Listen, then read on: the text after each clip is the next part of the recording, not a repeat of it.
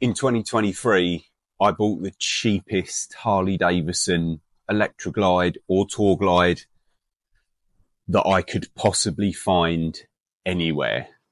Has it caused me some problems?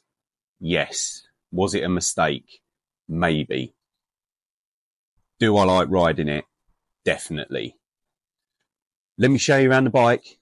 Let me show you what we've got to do, what was wrong, what we've done so far. At the end of the video, we'll go through how much I paid for it. I bought it blind off an auction site and had it delivered. It was running. It was listed as a spares or repairs. So let's go through it all and show you guys what is actually wrong. There's a panel missing here. This is an aftermarket seat with tassels, which adds to the level of piss taking my riding buddies like to give me. There was no top box or queen seat. Not sure what they refer to it as on a Harley. Let me know in the comments below. Anyway, I have purchased a top box for it off a 2008 model, and I've made some brackets to fit that to the bike. So that's rectified that problem. You can see somewhere on the screen now, you can see me stripping that down. That's also gone off to the body shop to be painted in black. So that's that. There's a panel missing here. Have we said that? I think we've said that. This is cracked because it weighs, I don't know, 1,000,000 ton, and I dropped it, and that is my bad. That's cracked. Everything is filthy dirty and needs a real good clean. So let's just give you a quick update of what has been done so far. Indicators have been rewired, so they're working. The front tyre has been replaced because it's square, and apparently that doesn't work. Bought a new back box. Front mud guard and back box have been stripped down. They've gone off to the body shop. Put a new battery on, including a C-Tech charger connection. I've cleaned out the oil gauze because I had low oil pressure, and it was completely blocked, and it's the oil gauze that is just down here that feeds the top end of the engine. I've replaced the rear shocks and springs for standard ones and not the air shocks because they were leaking and I haven't been able to find any yet. What we need to get done in this video, because me and my partner are hoping, don't know if we're going to get it done, to take this bike to the Isle of Man TT. We're all booked up. We've got our ferry all sorted, so hopefully I can get the bike done. I've got to get the front mud guard and the top box back from the body shop, build them up and get them on. I've got to replace the front brake pads. I need to sort out an oil leak from the primary drive side, and I need to get that gearbox back together and the selector drum back in there and all the rest of it. I already have all the parts. Don't find them that easy to find with this bike, which is definitely a downside to little projects like this when you're at home. But I actually managed to get all the parts I needed from a company called W&W Cycles in Germany. And I'll pop a link to those guys below. So let's crack on and see if we can get it done in time for the Isle of Man. So because I'm decorating through the letterbox here, guys, I'm going to show you what I'm going to do. So this is actually the worn component. This is the new one, but this is the bit that was the problem. This fits on here with a washer and a circlip, and then it's under tension up here.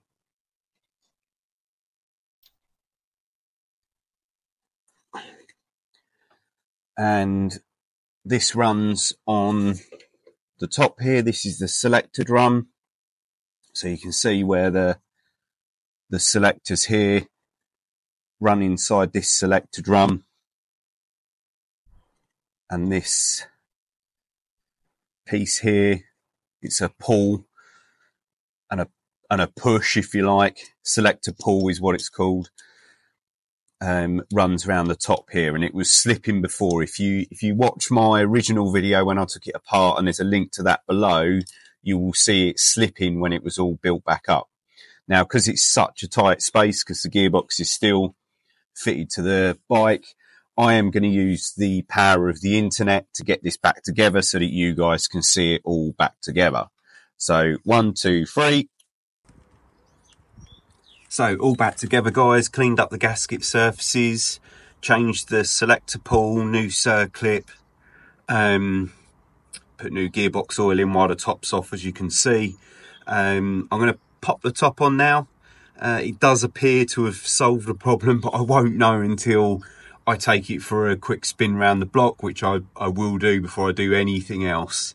But it is nasty in here, so I'm gonna scrape all that out, give it a good degrease, and let it soak for a bit. And while that's doing that, we'll go in the garage, because one of the bearings in the front of the starter motor also needs replacing, because when I removed the starter motor it was all in pieces. So while that's degreaser's soaking in, let's go and change that bearing in the starter motor.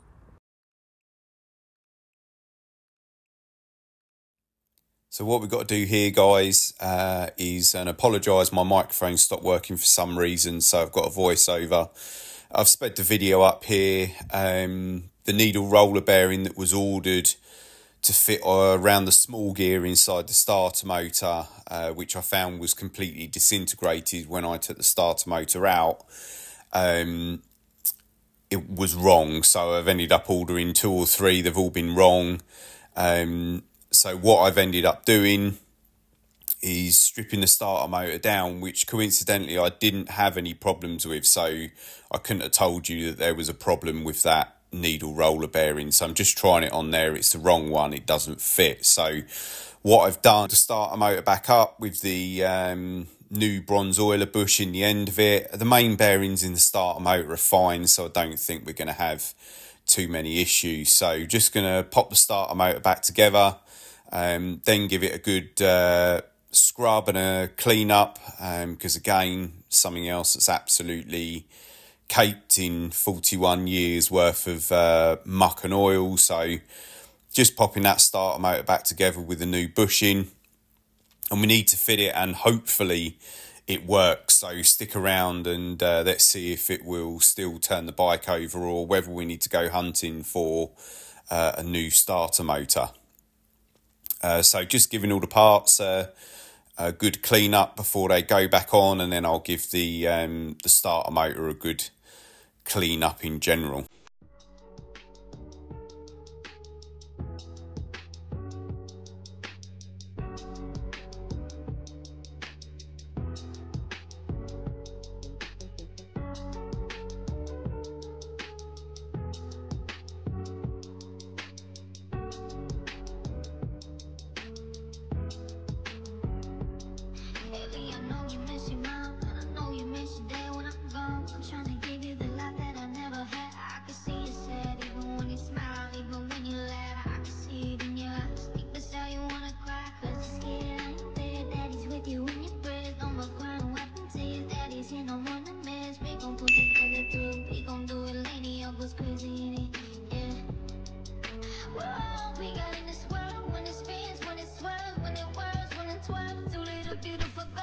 So all back together, guys. Gearbox is back together, new oils in it, new gaskets. Starter motor's back on that you saw us put the new bearing in. It's wired up, the side panels are off, seats are off at the moment. But before I go any further, I just want to see if it will start over. So it's absolutely stone cold, hasn't been started since last August. So there is fuel in it. So let's see if that starter motor will do its job and turn over.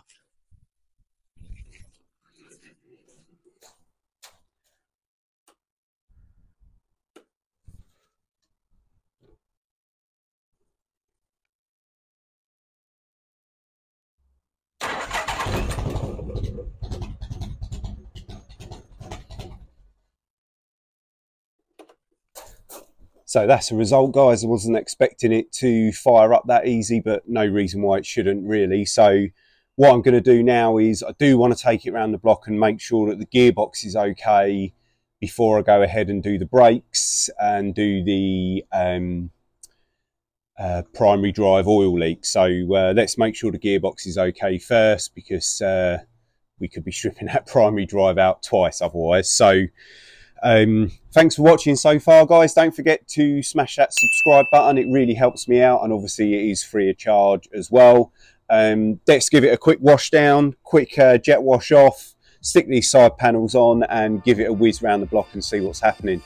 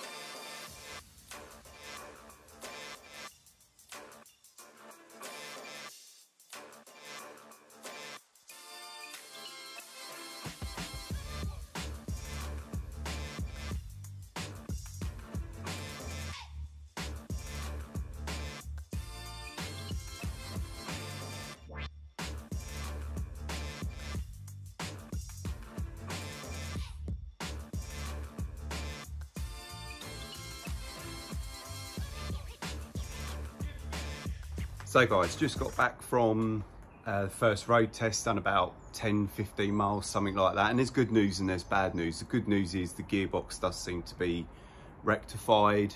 There's no oil leaks from the gearbox, it's going up and down the gears perfectly, which is a huge tick in the box because that was making it really uncomfortable to ride. So that's the good news. The bad news is the primary drive is still leaking, and now I'm starting to wonder if something else is going on, because my oil level appears to go down a lot quicker than my primary drive oil level, yet all the oil is leaking out the primary drive. So have I got a crankshaft oil seal problem leaking directly into the primary drive?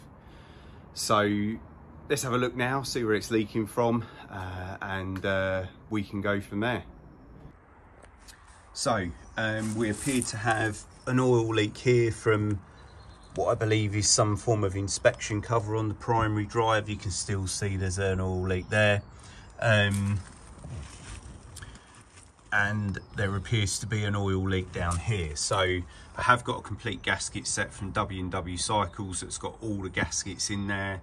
I need to remove gear lever, foot plate, side stand, get it stripped out. Let's see if that crankcase oil seal is leaking as well, and we can replace that at the same time. So let's get cracking.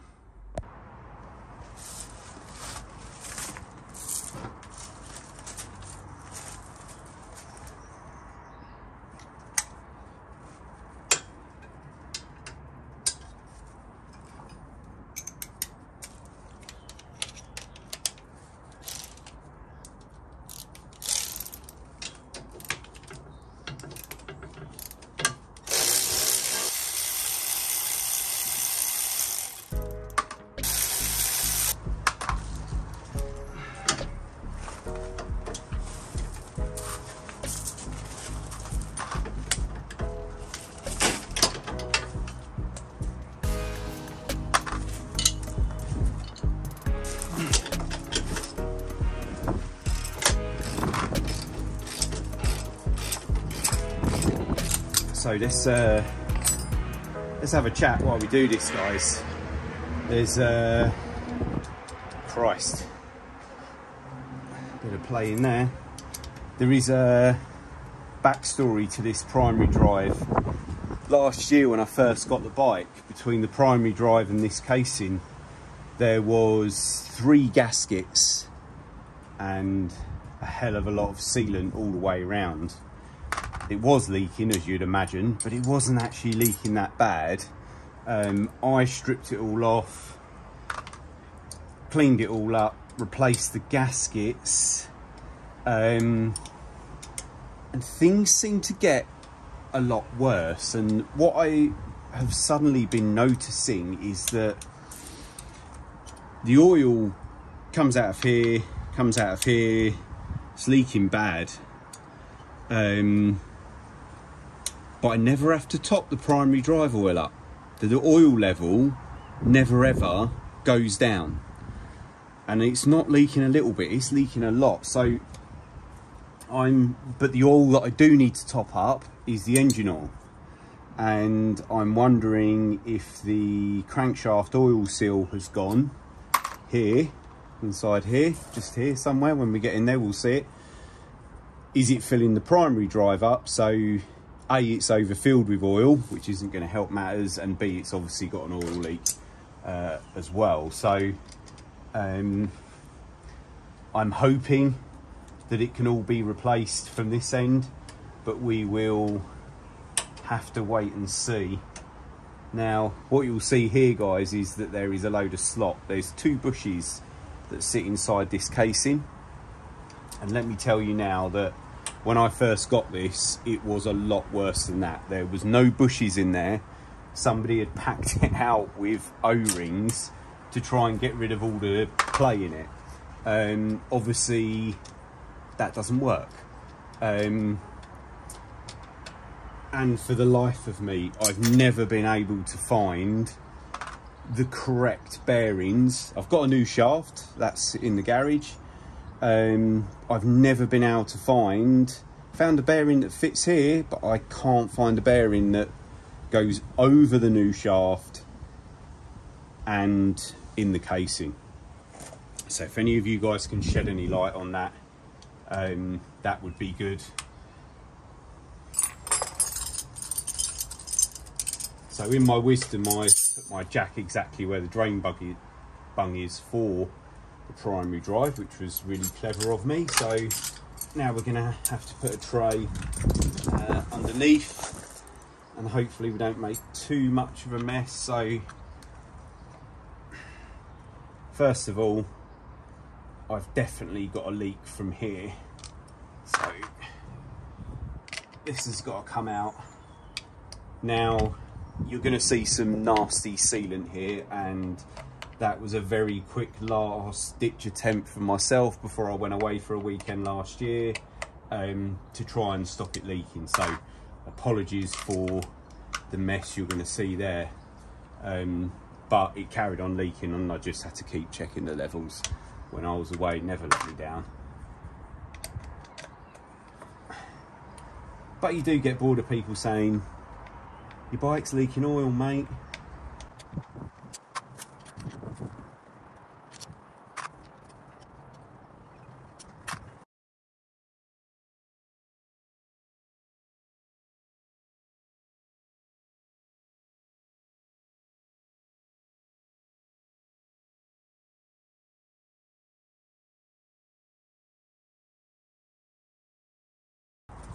So here comes the mess.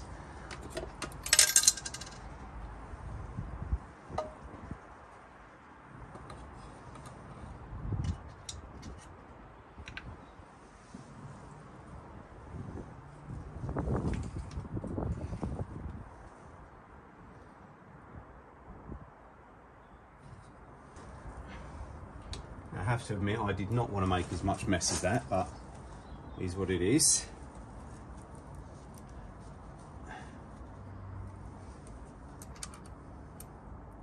Now I think, and I need to have a look, I think that the instructions, or the manual, sorry, tells you to fill the primary drive oil level up to the bottom of this basket via the derby cover, if my memory serves me correctly.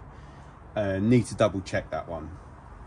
Now, what it doesn't state, I don't think, is whether the bike is straight on a lift like this or whether it's sitting over on the side stand. That will obviously have an effect on where that level is. So I've constantly had a feeling that have I overfilled it?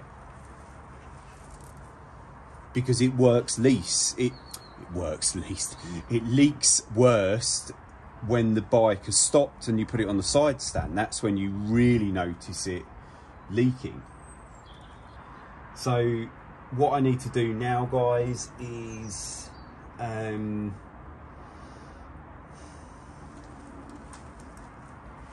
suppose now I need to get this front gear off.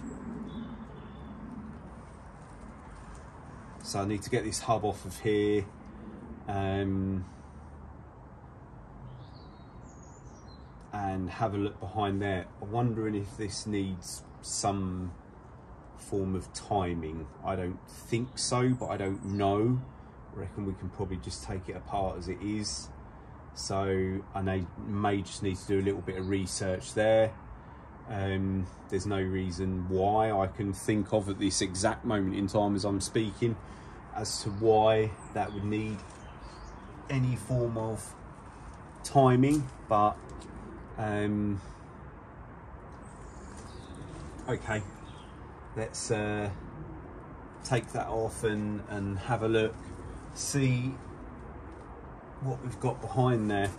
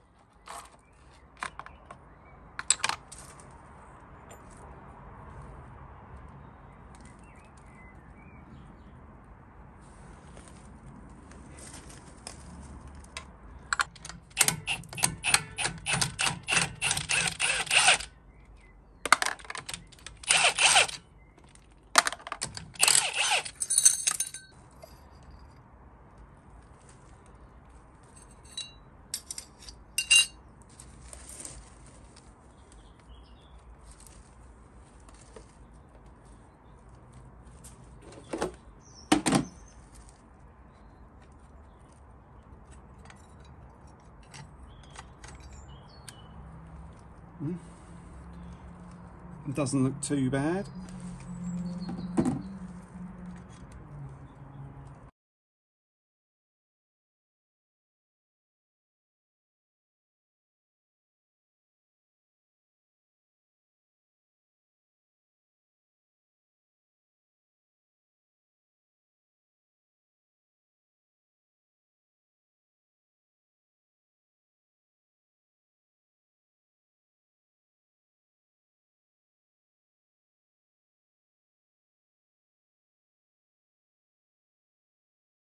Let's see what happens.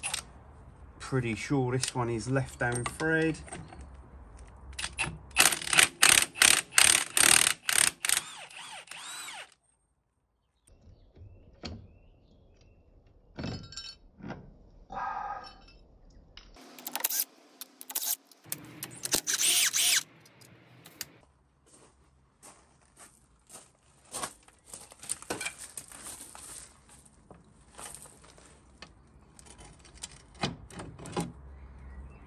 Go.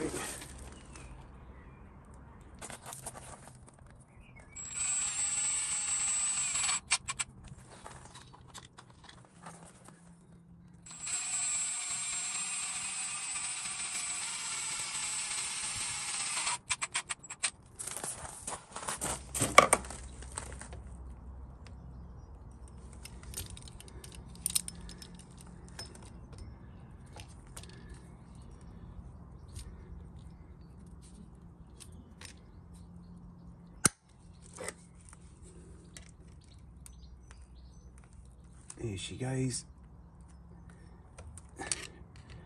Try not to damage anything.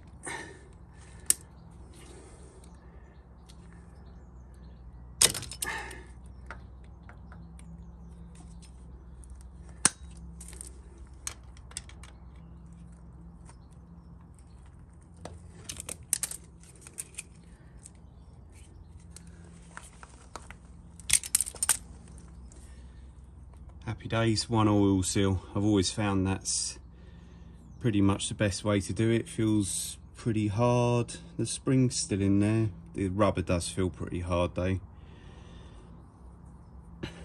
But like I said, we're there. Let's change it anyway.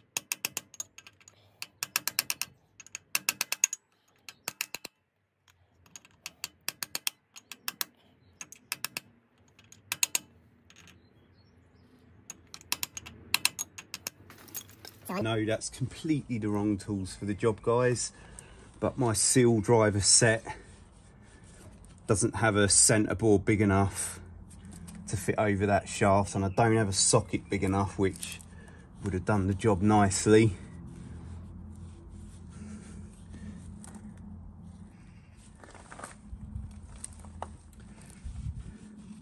But that's in there, that's not going anywhere. It's a nice tight fit, so yeah, that'll be all right.